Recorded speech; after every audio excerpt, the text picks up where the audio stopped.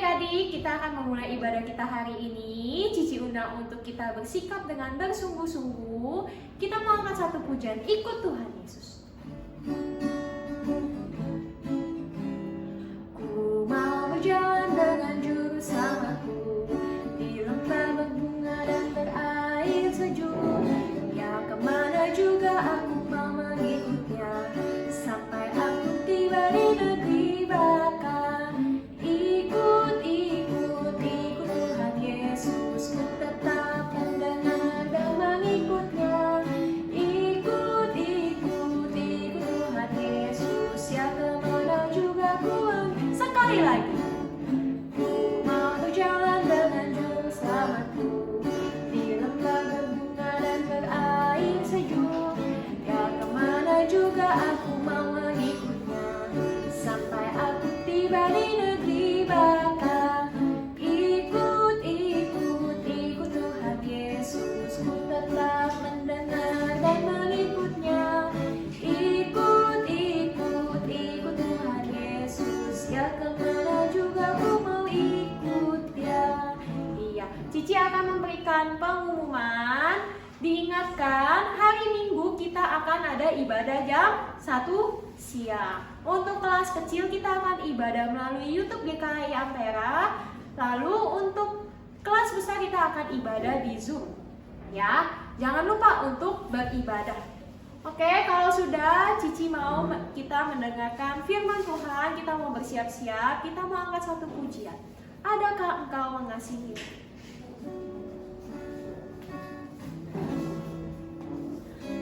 Adakah engkau mengasihi hidupku, melebihi semua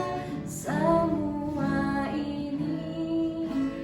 Jawabku ya Tuhan, ku cinta Dikau. Kata Tuhan gembalakan. Sekali lagi. Adakah engkau mengasihi daku, melebihi semua ini? Jawabku ya Tuhan, ku cinta Dikau. Kata Tuhan gembalakan dombaku. Mari kita semua berdoa. Lipat tangannya, tutup matanya. Mari kita bersatu di dalam doa. Tuhan Yesus, terima kasih atas hari ini. Kami boleh kembali diberikan kesempatan untuk boleh beribadah kepada Tuhan. Ya Tuhan, sekarang kami mau mendengarkan firman Tuhan. Tolonglah kami, agar kami boleh mengerti dan melakukannya di dalam kehidupan kami. Hanya di dalam nama Tuhan Yesus kami berdoa. Amin. Hai adik-adik, tiba saatnya kita akan mendengarkan firman Tuhan. Mari kita berdoa. Tuhan, kami bersyukur untuk pada hari ini kami akan mendengarkan firman Tuhan yang terus boleh mengajarkan kami, yang terus boleh mendidik kami. Tuhan tolong supaya kami pun dapat mengerti dan boleh menjadi pelaku firman Tuhan. Di dalam nama Tuhan Yesus kami berdoa. Amin. Kita akan mendengarkan firman Tuhan, ya. Mari kita membuka Alkitabnya, yaitu ada di, bentar ya, ada di Kisah Rasul 28 ayat 17 sampai 31. Ya, yaitu tentang pembicaraan dengan orang Yahudi di Roma. Siapakah dia? Yaitu adalah cerita kelanjutan dari Kamis lalu, ya, yaitu tentang Paulus, bagaimana perjalanan Paulus ya di dalam dia memberitakan Injil. Nah, di sini si Paulus berada di Roma dan Juga dia berbicara dengan orang Yahudi. Kalau kita melihat ayat 17 sampai 20, di sini bagaimana Paulus dia menjelaskan kepada orang Yahudi ya di Roma. Dia menceritakan apa yang terjadi dengan dirinya, ya permasalahan, persoalan yang dia hadapi.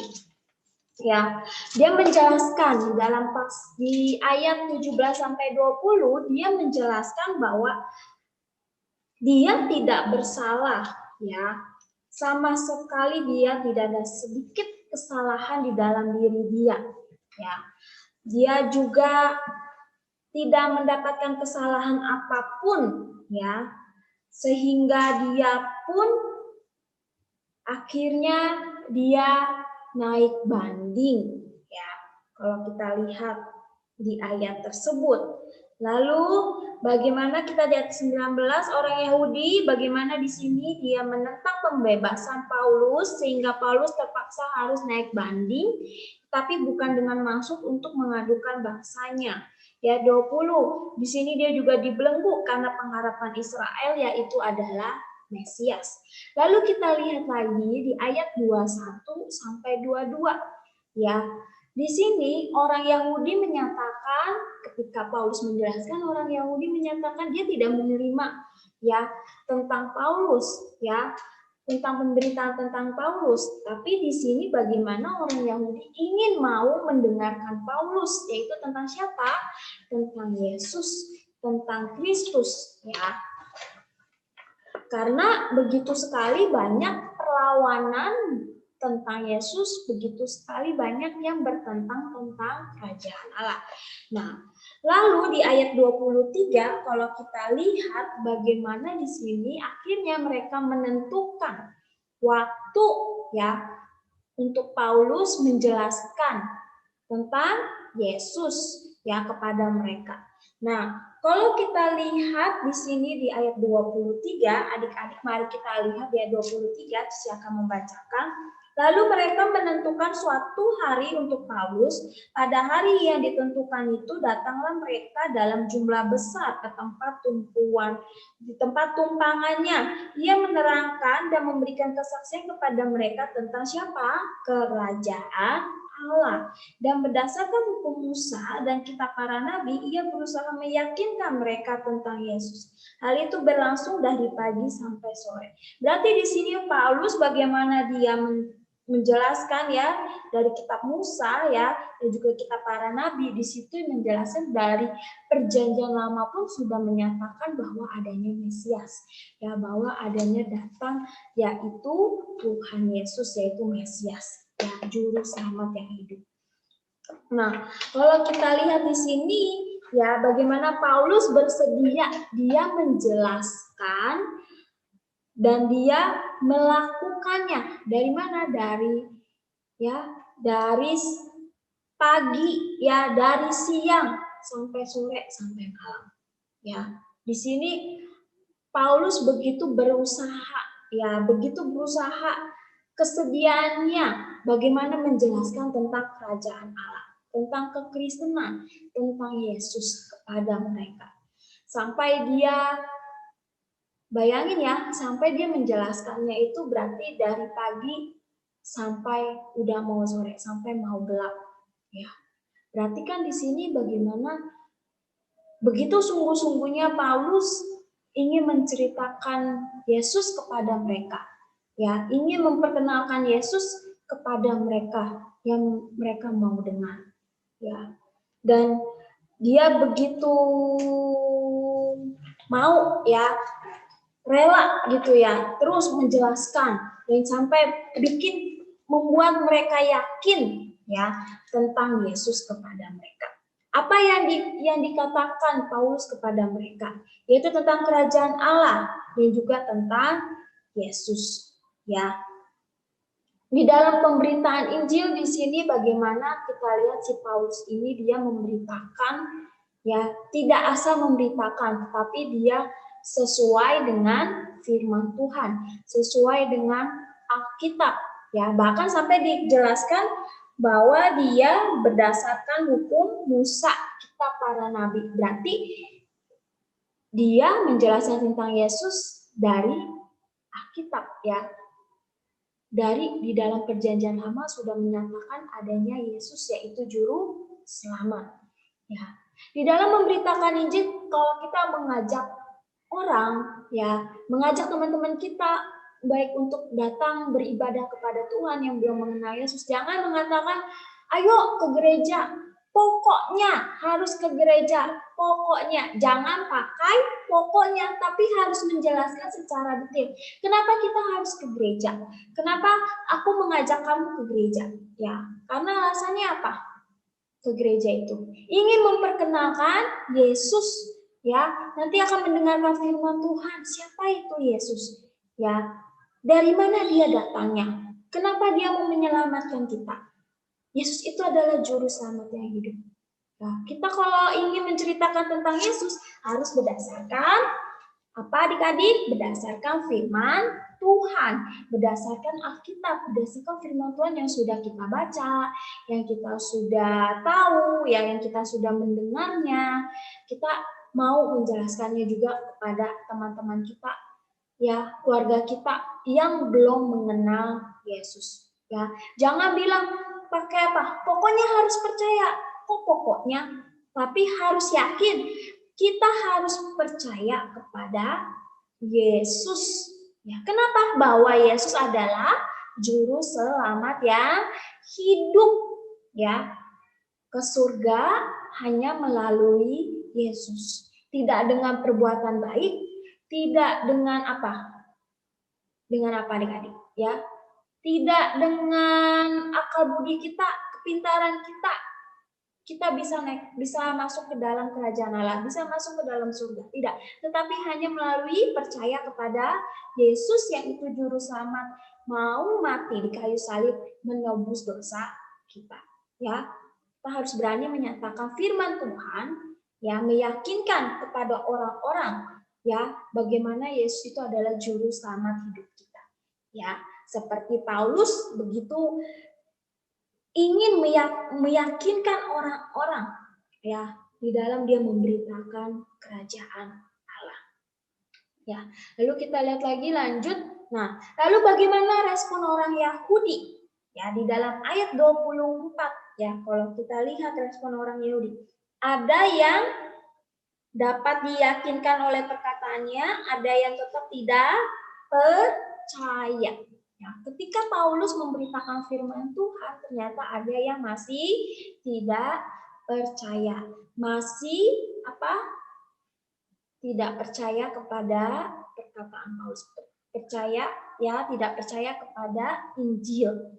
Ya, apa yang Paulus katakan, masih tegak tengkuk. Ya, di dalam respon Paulus ya. Nah, kita dulu di ayat 25 dikatakan, maka bubarlah pertemuan itu dengan tidak ada kesesuaian di antara mereka.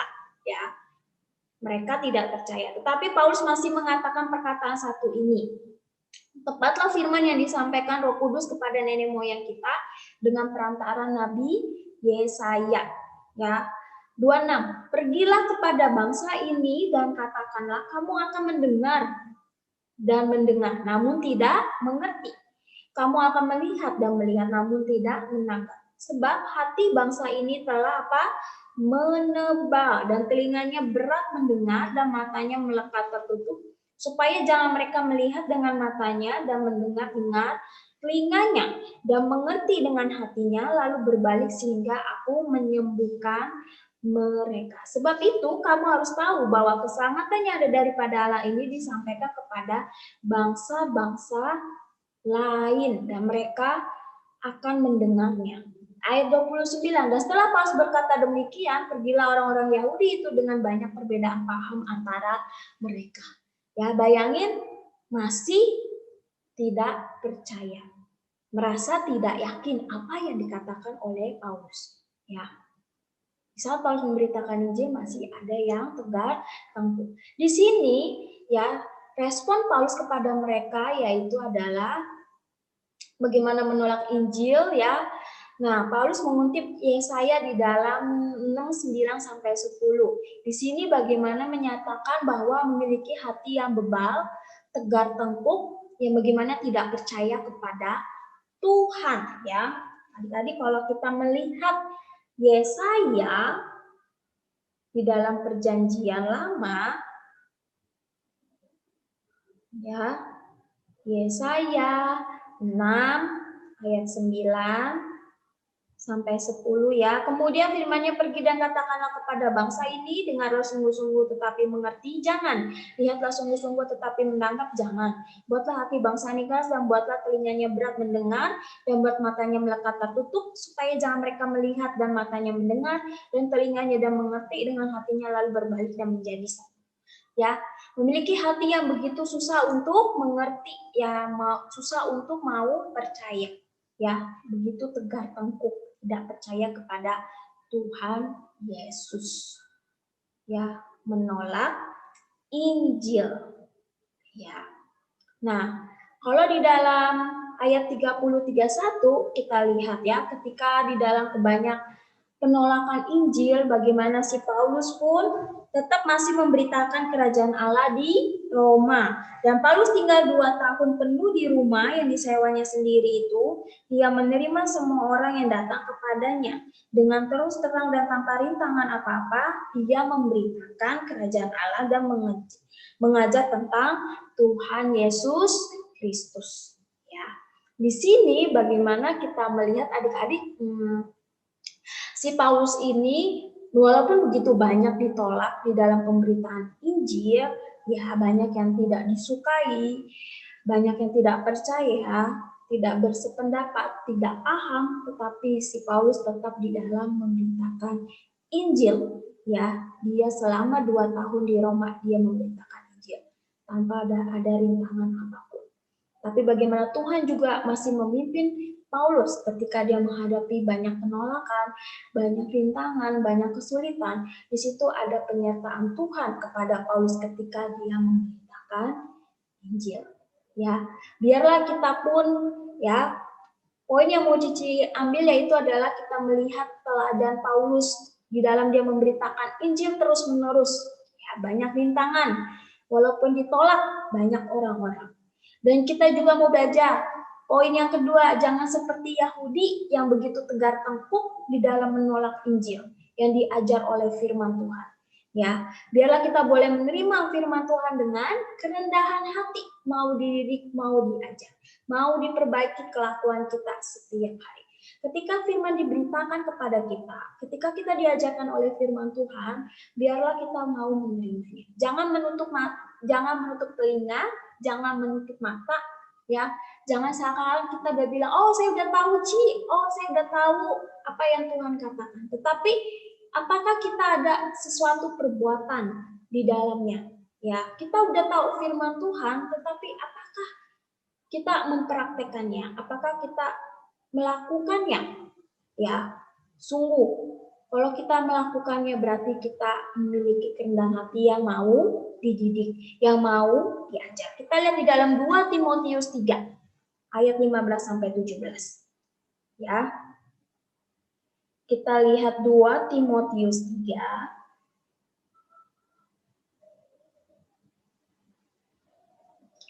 ayat 15. Ya. Sampai 17. Ingatlah juga bahwa dari kecil engkau sudah mengenal kitab suci yang dapat memberi hikmat kepadamu dan menuntun engkau kepada keselamatan oleh iman kepada Kristus Yesus. Segala tulisan diilhamkan Allah memang bermanfaat untuk apa? Mengajar, untuk menyatakan kesalahan, untuk memperbaiki kelakuan, dan untuk mendidik orang dalam kebenaran. Dengan demikian, tiap-tiap manusia kepunyaan Allah diperlengkapi untuk setiap perbuatan baik. Ingat ya, bahwa firman Tuhan itu menyatakan untuk kesalahan kepada diri kita. Jika kita ditegur, kita mau bertobat, ya, kita mau memperbaikinya, ya, sifat-sifat kita, dan kita mau juga apa? Men-sharingan kepada teman-teman kita, ya, yaitu firman Tuhan. Ya, ketika kita sudah diajar oleh firman Tuhan, kita pun mau kasih tahu kepada teman-teman kita tentang kebenaran firman Tuhan. Ya. Poin ini yang akan Cici bagikan kepada adik-adik, biarlah kita boleh menjadi contoh teladan seperti Paulus. Dan biarlah kita juga jangan seperti orang Yahudi yang tegar tenggung, tidak mau mendengarkan firman Tuhan, yang menolak firman Tuhan yang mendidik kita. Ya, mari kita bersikap berdoa. Lipat tangannya, tutup matanya, kita berdoa. Tuhan, kami bersyukur untuk pada hari ini kami sudah mendengarkan firman Tuhan, dan kami bersyukur untuk hari ini kami boleh dididik kembali oleh firman Tuhan. Kami mau seperti Paulus, contoh teladan, yaitu bagaimana dia mau terus memberitakan Injil, walaupun di banyak rintangan, banyak yang menolak, banyak yang tidak suka, tetapi biarlah kami pun boleh mengikutinya, terus di dalam memberitakan tentang Yesus dimanapun kami berada. Dan kami juga mau ya Tuhan untuk mau dididik, mau diajar oleh firman Tuhan, memiliki kerendahan hati yang mau diubahkan setiap hari. Biarlah Tuhan yang boleh memimpin kami. Terima kasih ya Bapa yang di surga, di dalam nama Tuhan kami Yesus Kristus kami telah berdoa. Amin.